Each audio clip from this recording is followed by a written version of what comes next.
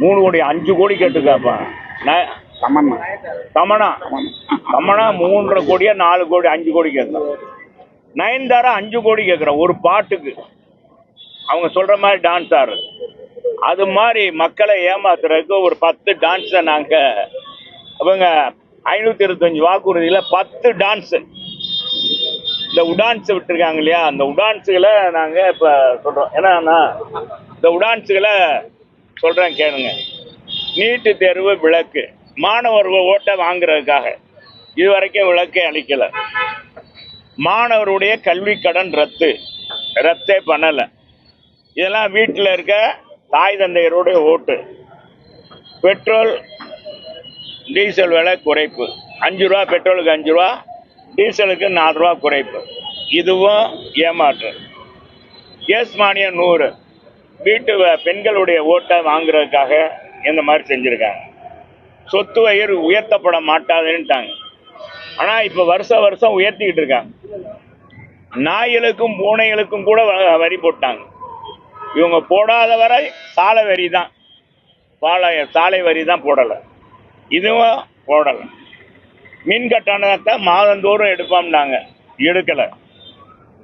5,50,000 பேருக்கு அரசு வேலை வாய்ப்பு கொடுப்போம்னாங்க, இது வரைக்கும் அது மாதிரி கொடுக்கல.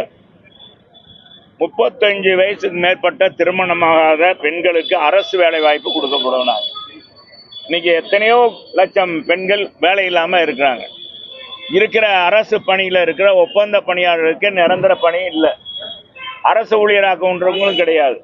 அதே மாதிரி பகுதி நேர ஆசிரியர்களுக்கும் அவங்க நிரந்தரம் ஆக்கணும்னா ஆக்கலை. அங்கன்வாடி பணியாளர் நிரந்தரம் ஆக்குவாங்கன்னா நிரந்தரம் ஆகலை. அதே மாதிரி சத்துணவு பணியாளர் நிரந்தரம் ஆக்கவும் நீக்கலை. இதனால என்ன செஞ்ச, 35 வயசுக்கு மேற்பட்ட பெண்களுக்கு அரசு வேலை வாய்ப்பு வழங்கப்படும். எப்படி கவர்ச்சி பாருங்க, சிக்கு சிக்கு சிக்கு சிக்கு சிக்கு சிக்கு சிக்குன்னு ஆடுற,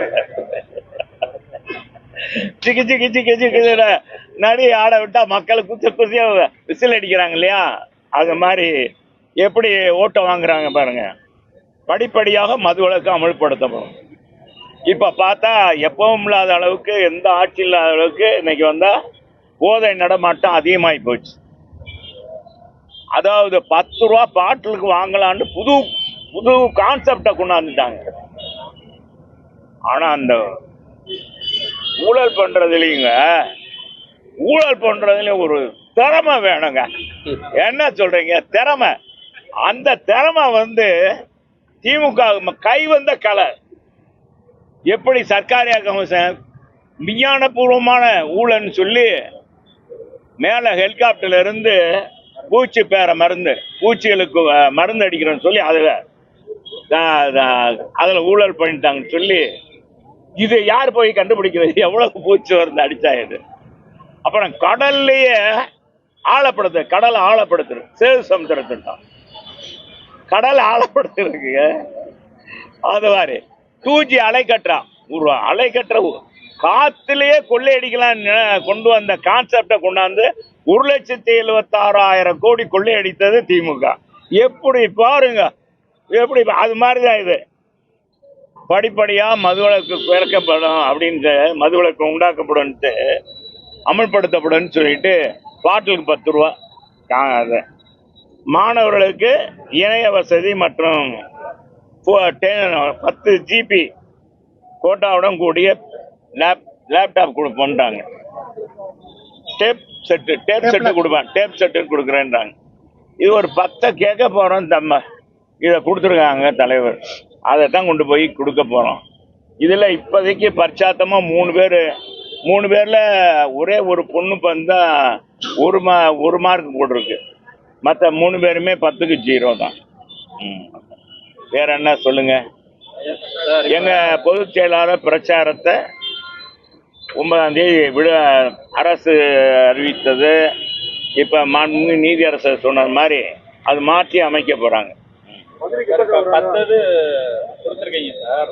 இதுல இந்த நீட் தேர்வு விலக்கு, அந்த கல்வி கடன், இதெல்லாம் மத்திய அரசு தொடர்புடையதா இருக்கலாம். ஏன்னா நீட் தேர்வு விலக்கு நாங்க சொல்லல தலைவரே, அவங்க ஆல்ரெடி இல்ல மத்திய அரசு தான் நீட்டு கொஞ்சம் இருங்க ஏங்க, கொஞ்சம் ஆஃப் பண்ணி கொஞ்சம் தள்ளிங்க இல்லப்பா சைலன்ஸ்ல போன அவங்க நீட்டு தேர்வு மத்திய அரசு தான் விலக்கு கொடுக்கணும், மத்திய அரசு தான் கொண்டு வரணும். அது உச்ச நீதிமன்றத்தில் இருக்கு. நாங்க போராடி வாதாடி எங்களால முடியாத பட்சத்தில் உச்ச நீதிமன்றத்தில் போயிருச்சு. அதுவும் அன்னைக்கு இருந்த நிதி அமைச்சர் ப சிதம்பரம், உள்துறை அமைச்சராகவும் நிதி அமைச்சராகவும் இருந்த ப சிதம்பரத்தினுடைய மனைவி நளினி சிதம்பரம் தான் இந்த உச்ச நீதிமன்றத்தில் வழக்காடி நம்ம தமிழ்நாட்டுக்கு அநீதி கிடைத்ததுக்கு காரணமே காங்கிரஸ் தான். இது வரக்கூடாது, தமிழகம் மட்டும் இந்தியாவில் இருக்கிற அத்தனை மாநிலங்களும் ஏற்றுக்கொண்டாங்க, தமிழகம் மட்டும் ஏற்றுக்கொள்ளாததுக்கு காரணம் அங்கே இங்கே கொள்ளையடிக்கிறாங்க, நீட்டில் இல்லாமல் இது அடிக்கிற இதுனா நீட்டு வந்துச்சுன்னா ஏழைப்பாளைகள் பாஸ் ஆவாங்க அப்படின்னு சொல்லி அந்த அம்மா தான் பேசி நீட்டு தேர்வை கொண்டு வர்றதுக்கு காரணம் அவங்க. அப்புறம் மத்திய அரசு காரணமாக இருக்கு. எங்கள் முதலமைச்சராக இருந்தால் அன்னைக்கு எடப்பாடியார் என்ன செஞ்சார்? சரி, நம்ம விலக்கு அளிக்க முடியல, நம்மளும் இவங்களும் தீர்மானத்தை ஆதரிச்சிருந்தாங்க. என்ன கேட்டுட்டு அங்கிட்டு பார்த்துக்கிட்டீங்க பூரா நிருபர்கள், நீங்க உங்களுக்கு வேண்டியது வரலன்னு கேட்குறீங்க. அதை இங்கே கவனிங்க.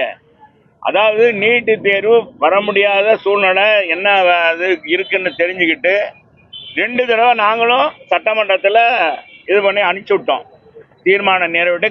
திமுகவும் ஆதரிச்சு. இப்போ எப்படி திமுக கொண்டு வந்தபோது நாங்கள் ஆதரிச்சோமோ அதே மாதிரி.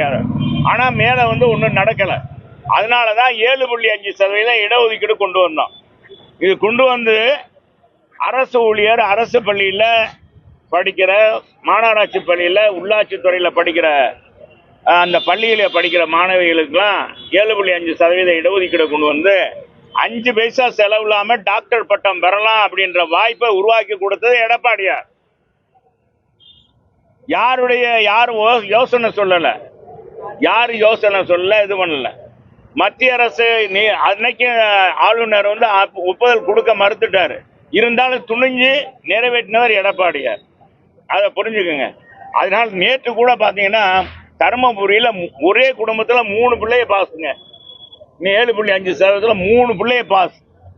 மாத்தா அந்த குடும்பமே நேற்று வரைக்கும் விவசாய குடும்பம், இன்னைக்கு பார்த்தீங்கன்னா டாக்டர் குடும்பம் ஆயிடுச்சு. 3 பிள்ளைகளும் டாக்டர் ஆகிட்டாங்க. இது மாதிரி எத்தனையோ பேர் டாக்டரை உருவாக்கியிருக்காங்க. பல ஆயிரம் பேர் இன்னைக்கு டாக்டர் ஆகியிருக்காங்கன்னா அது 7.5%. அது மாதிரி இவங்க ஒரு மாற்று முகாம் கொண்டாந்துருக்கணும் தம்பி. அதான் சார், அவங்க தொடர்ச்சியா என்ன சொல்றாங்கன்னா பாஜக அதை செய்யல, காங்கிரஸ் போயிட்டாங்க, பிரதமர் 2 தடவை வந்துட்டாரு, அவங்க தான் ஆட்சியில் இருக்காங்க, அவங்க பண்ணலாமே, அதிமுக அவங்களோட நெருக்கமா தானே இருக்காங்க, அவங்க பண்ணலாமே அப்படின்னு சொல்றாங்க. இது உங்களுக்கு எதிராக திரும்பிடாதா? ஏன்னா கல்வி நிதியெல்லாம் கொடுக்கல, 2000 கோடி ரூபாய் கல்வி நிதி கொடுக்கல, இதெல்லாம் உங்களுக்கு. நல்ல கேள்வி கேட்டார். உதயநிதி என்ன சொன்னார்? செங்கலை வச்சுக்கிட்டார், எய்ம்ஸ் மருத்துவமனை வரல அப்படின்னு சொன்னார். சொல்லிட்டு இந்த நீட்டு தேர்வு ரகசியம் இருக்கு பார்த்தீங்களா, இவங்களுக்கெல்லாம் தெரியாது. யாருக்கு? எங்களுக்கு தெரியாதான். அந்த ஞான சூனியங்கள் எங்க அப்பா அறிவு ஜீவி, அவருக்கு தெரியும். வந்த உடனே முதல் கையெழுத்து நீட்டு தேர்வு ரத்துன்னு சொன்னார். சரி, அவர் மட்டும் சொன்னாரா? அவருடைய சகோதரி கனிமொழியும் சொன்னாங்க. சரி, அவங்க மட்டும் சொன்னாங்களா? முதலமைச்சர், இன்னைக்கு இருக்க முதலமைச்சர் சாத்தாத், நம்ம திமுகவுடைய தலைவர், அன்னைக்கு எதிர்கட்சி தலைவரும் சொன்னாரா இல்லையா? சரி, அப்படி சொன்னவங்க இதெல்லாம் தெரியாம எப்படி 5 தடவை தமிழ்நாட்டில் ஆட்சியில் இருந்தாங்க, எப்படி நாடாளுமன்றத்தில் இருந்தாங்க, எப்படி அவையில் இருந்தாங்க? அதை மக்களை ஏமாத்துறது தானே அர்த்தம். சரி, அதுக்கு அடுத்து உறுதியற்ற அதிமுகனால 10 வருஷமா பாலா போன தமிழகத்தை நாங்க தான் மீட்டிருக்கோம் சொல்லி சிஎம் சொல்றாரு. நீங்க உருட்டு மிரட்டும் சொல்லி நோட்டீஸ் ரெடி பண்ணிருக்கீங்க. இந்த நாட்டில் பெரிய ஜோக்கு நம்ம முதலமைச்சர் சொன்னதான் பெரிய ஜோக்கு. முதலமைச்சர் சொன்னது இந்த 10 ஆண்டுகள் தமிழகம் முன்னேறலன்னு சொல்றது மிகப்பெரிய ஜோக்கு. இந்த ஆண்டுடைய ஜோக்கு இதுதான் மிகப்பெரிய இது.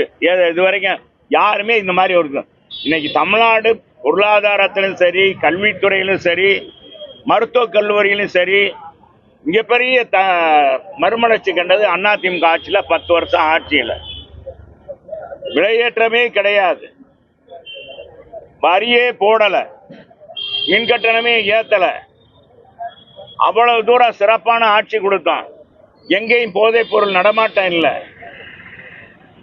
3 தடவை விவசாயிகளுக்கு பயிர் கடன் ரத்து பண்ணியிருக்கோம்.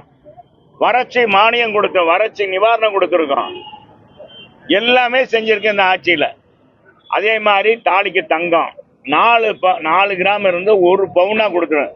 இதெல்லாம் இந்த தமிழகத்துக்கு கெடுதல் நினைக்கிறாரா முதலமைச்சர்? அவர் ஏதோ ஒன்று சொல்றாரு, இப்ப அரசியலுக்காக சொல்லுவாரு. அதெல்லாம் நீங்க பெருசா எடுத்து கேட்காதீங்க. என்னன்னு என்ன தலைவரே பக்கத்துல உட்காந்து ஆமா சொல்லுங்க.